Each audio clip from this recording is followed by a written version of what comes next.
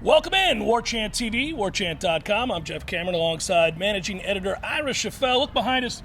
They got the baseball game just underway as football practice concludes. The first one back since spring, obviously. Full pads, a lot to talk about.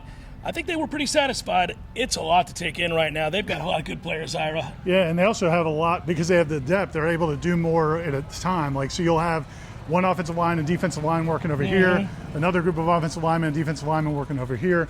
You've got the quarterbacks and receivers and backs split up. So there is a lot going on every day, and you wonder how much are the coaches able to take in because there's so much going on. But it was definitely a good day back. Mike Norvell wasn't thrilled about the day back. There were some things he didn't love, but overall it was a good first day. Well, we'll get back to that in just a second with what Mike Norvell had to say. But to your point, it does remind me, and I'm not saying they're this just yet, guys, but you recall when Florida State was as deep as they were in 2013 and 2014, they would separate the teams the way that they did today, where you had good on good, but you also had good on good on the other side. You had that much depth. You see that with these offensive and defensive lines. No matter if you're watching on the closer field here to Hauser or the away field there, it's impressive. All these guys getting a lot of work. Yeah, and there are a lot of standouts.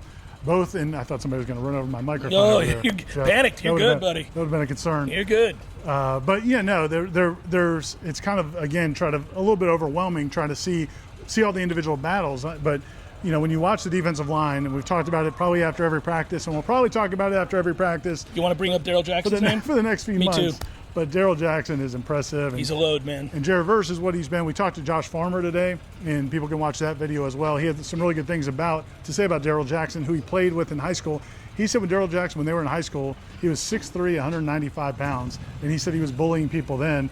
And imagine now, what he's doing now at 6'6", 315 pounds. It's cool to listen to those guys talk about each other. There's a lot of love there, and they believed in one another, and now you see these two guys are going to have a huge impact on the season upcoming. I also thought it was fun to watch the receivers and the defensive backs. The young defensive backs, safeties in particular, are making plays, and you got a couple young receivers that you love. Yeah, KJ Kirkland and Quindarius Jones. Quindarius Jones has been very impressive. Freshman safeties both had interceptions today. Not great plays by the offense. It wasn't like they were unbelievable plays by the defense, but they still made the play. And Mike Norvell said you still have to give them credit for it. They got to clean up some things offensively. And then Fentrell Cypress, the transfer from Virginia, had looked good today. As well. He did. First real time, he looked like he was I guess comfortable, really right. comfortable, and he made a couple of nice plays, including that interception. And that's what you want to see, because I think a lot of us think he may end up starting from day one at corner. He was a second-team All-ACC pick last year at Virginia, so there's probably some pressure on him too, right? He came in.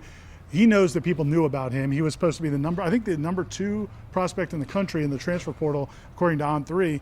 And so I'm sure he probably felt some pressure coming back from spring break. He did seem more comfortable. On the other side, did you bring up Vendravius? Yes. So far? Yeah, I think you asked Mike about him. Yeah.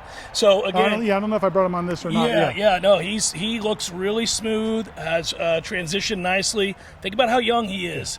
And the reps don't seem to bother him. It doesn't seem to be too fast. A lot of times freshmen look like the game's moving too fast. Not for him. You kind of want, it was like when we saw him at the end of tour duty, and you say, okay, that looks good. He's long and fast and athletic, but now let's see what happens when they put him on the football field. And then he passed that test. Then it's like, okay, let's see when they put on pads. And they passed that test. Now they're doing it in team drills, and man, he just continues to adapt. And Coach Norvell talked about him. You can watch it on the video on Warchant TV, but he just said he's exactly what we thought he was. They loved him in the evaluation process. He was not the highest rated receiver in this class, not one of the highest rated, but he thought he was one of the best players in the country coming out of high school. I had over 20-something touchdowns last year as a senior. High praise from Mike Norvell talking about him. I'll mention this too. We knew the tight end room was going to look a lot different.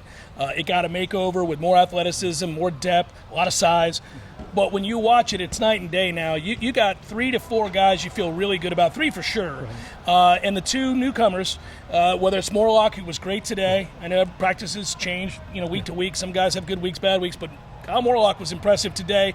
And Jaheim Bell's been impressive since day one. And, of course, Biscuit came on at the end of last year. So they got 3 guys I know they feel good about. I don't want to leave anybody out, but those guys stand out, it seems like, each practice. Yeah, they do. And we don't have to be politically correct. When we asked Mike Norvell about it, he's like, we liked our tight ends in the past. But yeah, I didn't. They like them a lot more now. Yeah, you never did.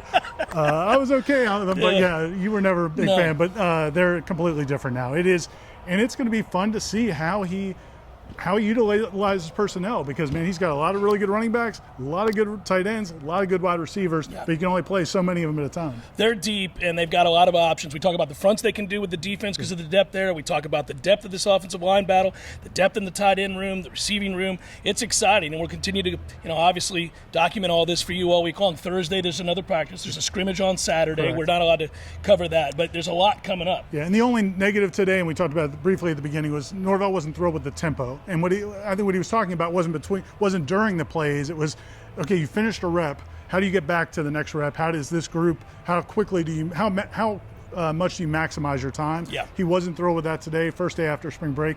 But I'm guessing, like a lot of coaches, he probably came in today looking for something to harp on. Yeah, and a lot of times guys come back from spring break, and who knows how much fun they had, and it's tough. But I will say this: Mike Norvell, as a coach, never says things just to say things. So I wonder, is that a harbinger of a faster tempo?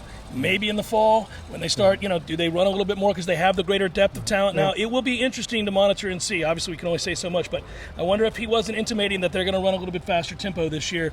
That's something to keep an eye on. Again, practice Thursday. We'll have that for you. Don't forget to go to warchant.com. We'll have all these videos, obviously, and the stories from today. Don't forget Wake Up Warchant. Don't forget the Jeff Cameron Show tomorrow afternoon as well, 1 o'clock to 3 o'clock. So a bunch of coverage, including the baseball game behind us right now between Florida State and Florida. And our guy Corey Clark's writing his observations right now. By the time you see this, go over to warchant.com and check out Corey's observations from practice. Perfect for our Irish Schoffel. And as always, we appreciate you as always, buddy. Rock star behind the camera. I'm Jeff Cameron. We'll talk to you again real soon. Be good, everybody.